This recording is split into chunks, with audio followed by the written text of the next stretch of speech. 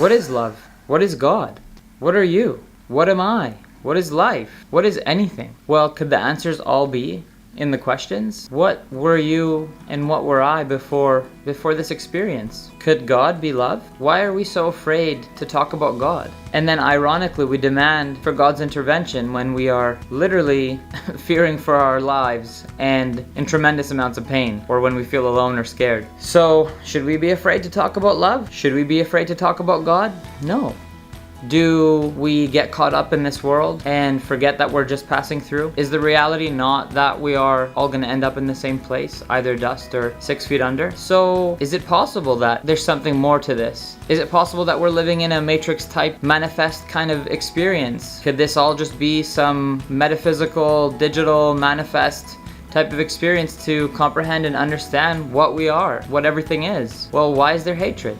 Why is there anger? Why is there chaos? Why is there destruction? Why is there war? Well, if this world is just a passing through and none of this is real, and perhaps we are venturing off to our butterfly phase, which is after this kind of earth-like cocoon phase, and we're this infinite being of light that's maybe shelled inside of the hearts, inside of our heart. Where does feelings come from? Well, we feel everything in our heart, and we experience everything inside, right? So is there beauty in all of that? And is there beauty in all the chaos? What is the opposite of war? What is the opposite of chaos? What is the opposite of hatred? Well, that's up to us to understand and comprehend through this experience, through this gift of life. Were we once upon a time nothing and now we're something? Did we churn from a tiny little sperm and connect with an egg and then become a beautiful, amazing, innocent, pure baby, and then grow up to be a toddler, then a teenager, now an adult, and then we get older and we have a love for this life and we've defined what that love is? And so could love be God? And could God be love? Could I explain to you what love is or God? No, I don't think I could. I think that's for you to figure out on your own through this experience. So why get caught up in the things that are temporary? Why get caught up in the things that we can't control? And when we look deeper and we look at the yin and the yang, everything is harmonious, just like the sun and the moon, the night and the day. And we realize that everything is perfect and beautiful the way it is. And that if this world is a passing through, then it all makes sense, right? So ask yourself that question. Is God love? And why are you afraid to think about that? So if you have 2 feet in this physical world, even though you can't take it with you when you leave, maybe that's where you need to figure out how to balance 1 foot on the inside and 1 foot on the outside. And what I mean by that is 1 foot in the spirit world and 1 foot in the physical, because everything is a balance. And until you find your balance, you won't be at peace. So yes, of course, we need food, water, shelter, clothing to survive this manifest kind of, call it this journey through life. But at the same time, everything that exists on the outside is a result of the inside. And let's use an example as an apple. An apple has a seed, and then that seed then creates from the inside out and becomes this beautiful, amazing, tasty, delicious fruit that feeds all of us and also a lot of the source's creations and animals. And now zoom out and look at the earth. Could the earth be created from a seed, and then everything was created from that seed, from the inside out, the core, right? Look how beautiful everything is and how connected it is. And then from that core, the earth became, and then all of a sudden, nature, humanity, existence, everything came from that. And so in reality, is everything not just a projection of the earth, and we're part of it, and everything's also projecting out of us? And what I mean by that is if you go back 2,000 or 3,000 or 4,000 years and you just start at, okay, let's say the earth, then nature, then,